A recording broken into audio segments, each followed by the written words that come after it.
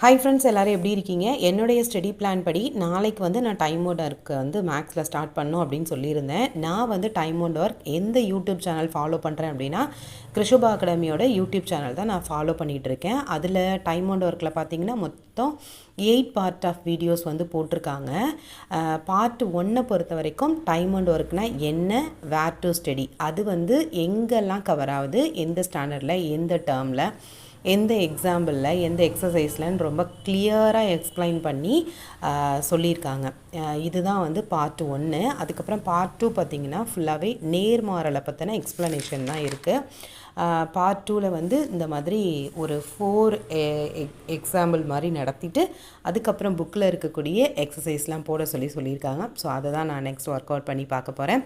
So நமக்கு கிடைக்கிற டைமை வந்து ரொம்பவே யூஸ்ஃபுல்லாக நம்ம பயன்படுத்தணும் அப்படின்னா நம்மளாலையும் மேக்ஸில் கண்டிப்பாக 25 வாங்க முடியும் ஃப்ரெண்ட்ஸ்.